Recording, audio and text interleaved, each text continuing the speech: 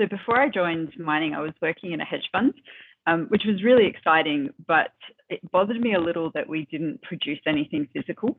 So I really wanted to be in an industry that contributed something tangible and really made a difference in the world. And I believe that mining, when done well, can do exactly that. I also lived in Perth, which is a big mining town. And so it's hard not to get swept up in the excitement of the industry living here.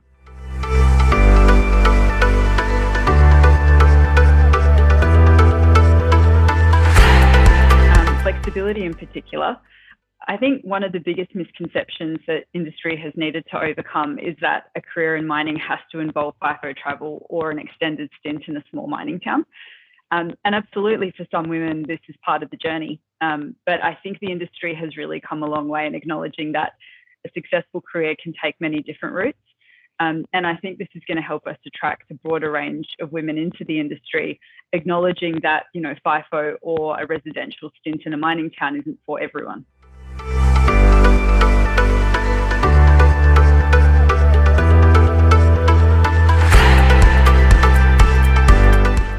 So I think flexibility in particular has been a key consideration, but it's also one that the industry has really made a lot of traction in. And I think COVID has probably helped with that. Surprisingly, talking to both men and women in other industries, I think that mining has been more flexible than most, including, for example, banking and finance, when it comes to working from home. And part of this is probably driven by our strong focus on safety. But in addition to this, I think the industry will need to continue to improve the condition of our actual operations to make them more appealing to women. So, I think we've all heard the stories of mining operations lacking female toilet facilities, and some of these basics have now mostly been addressed. But stepping into a mine site can still be a pretty confronting cultural adjustment for many women. And so I think the industry will need to continue to focus on breaking down some of these softer cultural barriers that prevent females from feeling really comfortable within those environments.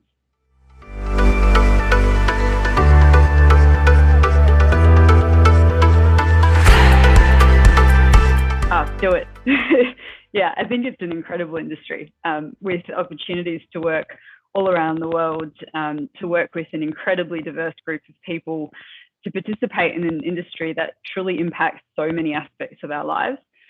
I also think the industry is often a bit misunderstood, and for sure it has some big challenges to tackle, and arguably the largest of these is our effort to decarbonise over the coming years. But I also think, what an awesome opportunity to be part of that journey, so that we can look back in, 5, 10 years from now and say, hey, I played a critical role in reshaping the future of mining. My second piece of advice would be not to feel as though you need to fit into a certain mold to fit into mining. And I see this, unfortunately, a little too often. People enter the industry and have a view of what they need to be in order to fit. But actually, I think the industry needs diversity in its truest form, which means everyone should feel empowered to be their unique self, to show up exactly as they are and to bring that perspective into the workplace.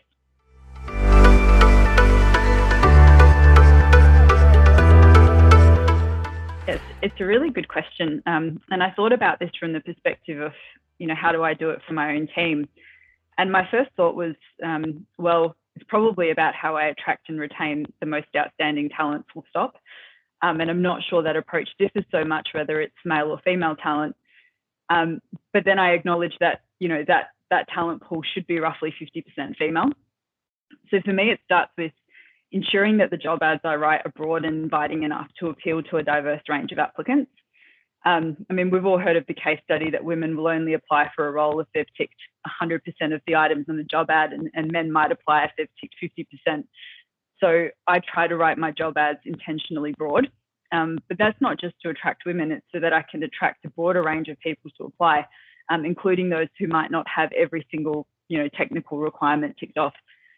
I think the next thing is then to ensure that we have a 50-50 shortlist for interviews. There's been a heap of research that showed, if you have at least 2 women on a shortlist, you're more likely to end up with a female hire.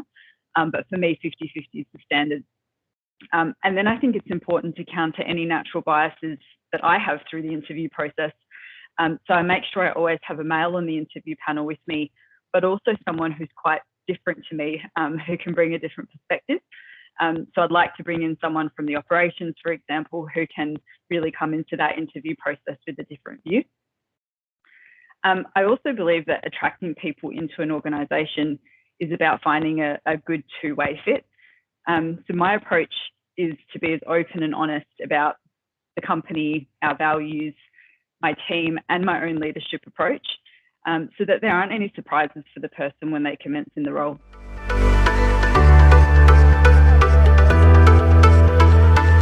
Again, I think this is the same thing I do for all my people. And to me, I think it starts with ensuring that role scopes and accountabilities are really clear. Making sure that people are given interesting and meaningful work, and that they're given the space to do that work as autonomously as possible. So I think it absolutely starts there.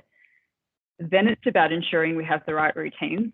So making sure I have regular one-on-ones, that those one-on-ones always allow the opportunity for two-way feedback, that I'm providing the constructive feedback they need to grow, but equally that I'm receiving the feedback that I need to improve my leadership style and to give them the support that's required. We also make sure that our one-on-ones have regular development discussions. And I think it's really important that these extend beyond a trivial, do you have 3 items on your development plan and how are they tracking? But really seeking to understand what motivates that individual, what sort of work do they thrive doing, and how do you give them more of that so they can shine? And then I think, there is a range of things we need to do around ensuring that our people, especially, the female talent in our teams, are getting the right exposure through the organisation. So making sure that they have the right to up conversations in place, that they're presenting their own work upwards, and that they're given the opportunity to work on the projects that have high visibility through the organisation. I think they're some of the most important factors. One, to retain the talent that we have, but to also make sure that they're given visibility through the organisation in terms of promotion opportunities.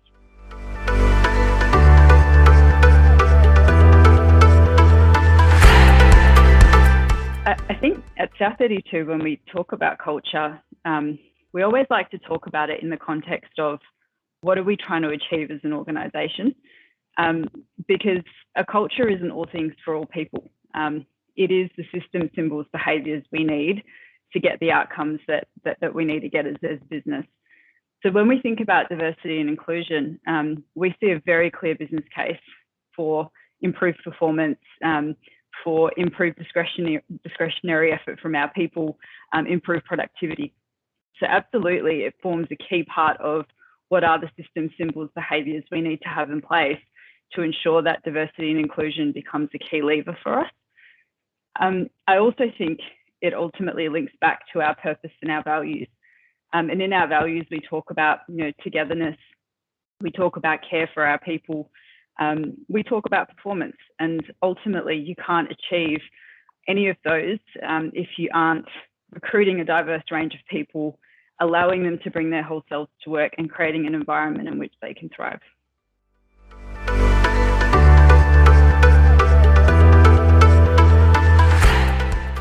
So in my opinion, I think there are probably 3 key barriers. The first, I think, is technical background. And I acknowledge this is becoming less of a barrier as time progresses, because we now have more women graduating from STEM fields. But let's say 10 to 15 years ago, that wasn't necessarily the case. And so we still see a legacy of this flowing through our talent pipelines.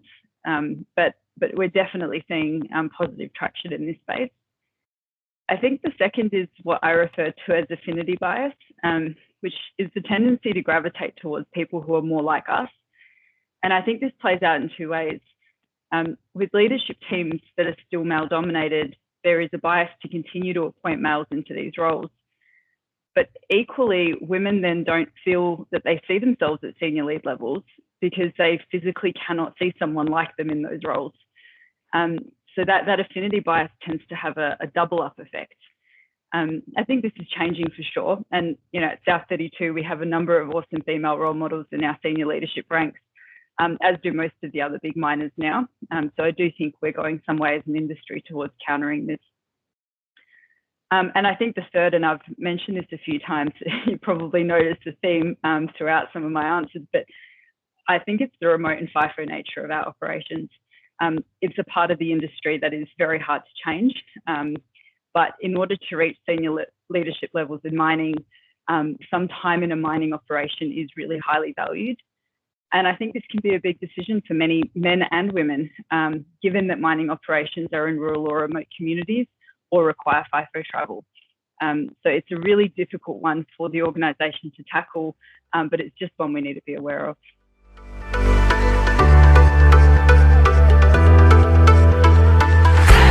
I think, if I link back to what I thought the common challenges were, in terms of technical background, we're doing a lot of work as a business to say, sure, there are roles where certain technical expertise are absolutely required and we can't get around that. And then it's about working back into the schools and universities to make sure that we're building those pipelines. But there are other roles where I think we unnecessarily apply requirements in terms of technical experience, where it's not necessarily needed. And I'm probably a good example of that. I'm currently in a innovation and improvement role with a background in finance, and we're seeing a lot more of that, a lot more acknowledgement that there are transferable skills that allow someone to step into a role that they don't necessarily have a particular set of training, qualifications or experience in. I think the second, I've mentioned it previously, is having female role models, but I think that also extends to mentorship and sponsorship for female talent. And that applies to both men and women in our organisation, actually looking through the talent ranks, spotting who are the up and coming women and providing them with not only the guidance and coaching that comes from a good mentoring relationship, but also the advocacy of sponsoring them into their next role. And then when it comes to, the nature of our actual operations, the FIFO and remote nature, I think as a business, we're already doing a lot to firstly give women exposure to operations without necessarily having to make the permanent move. But for those who do decide to join our operation more permanently, it's about making sure that they have a really good support network, that we've ensured that the setup works for them, for their family, and that they're given the right coaching, mentorship while they're in the operation to overcome any of the cultural barriers that are often experienced.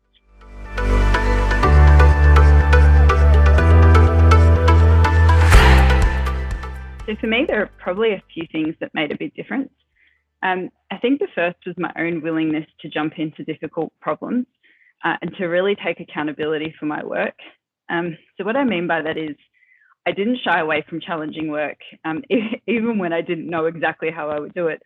And I threw myself in wholeheartedly. And so admittedly, at times, this meant I was working longer hours or taking on things outside of my direct role. But early in my career, I had the space for it. And I think it was a really important step to build credibility, but also to learn. So I often found myself, putting my hand up to be part of committees, to be part of our I&D working group back when I was at BHP, to really take on things that weren't necessarily part of my formal, KPIs or job description, but that would allow me to meet people outside of my team and to demonstrate that I could do more than just the direct job I was employed to do. I think this then ultimately led to the second biggest enabler for me, which was having some really great career sponsors. And so I found that through the work I had delivered, and mostly it was actually through that kind of extracurricular work I had delivered, I had met a lot of really great senior leaders in the industry who then became vocal career advocates for me. And this really enabled the next set of opportunities that I was given. And I think the third, and this one's a bit controversial because I often hear the opposite advice, but I'm going to share it anyway, is that I never asked for a promotion. And I say it's controversial because a lot of the literature says, women need to ask more than we do. But my belief was always to operate at the next level. So that rather than saying, hey, I'm ready, I was demonstrating my readiness for leadership. And I found that, most of the time people would recognize that. They would see it and then they would come to you and say, hey, I'm observing that you're operating at the next level. And I think ultimately, opportunities will flow from that.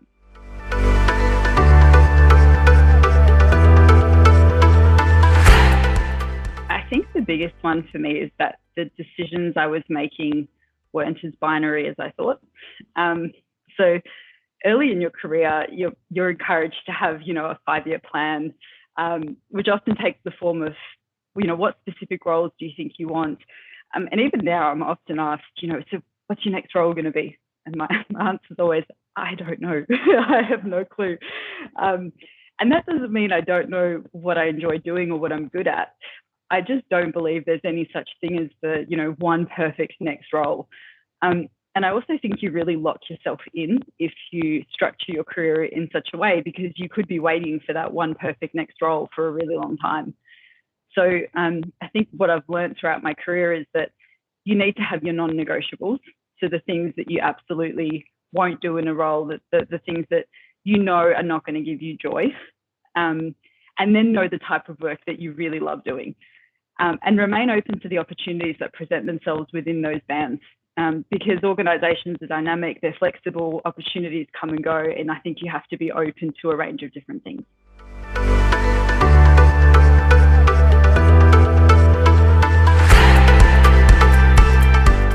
So this probably sort of goes back to the comment I was making about demonstrating your ability at the next level before you ask for the role. To me, leadership isn't a title. It's about your ability to influence others and work across teams to make things happen. So I would say absolutely don't wait until someone's given you a leadership title before you start acting like a leader.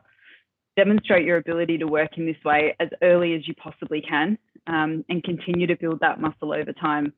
And I think it's important for 2 reasons, because one, it will likely help you get a leadership role sooner, because to my earlier point, people will see it, they'll see the behavior, and they'll say, yep, I think this person's ready for their next role because I can actively see them showing the attributes that we're looking for. But I think even more importantly, it makes you more prepared for it, because by the time you're then promoted into a leadership role, you already have some really good tricks up your sleeve. You've learned some things about what works, what doesn't, and it makes you more well-rounded and experienced, because you now know how to lead from a position of influence rather than from a position of authority. And I think the best leaders we have lead through influence, even when they have positions of authority.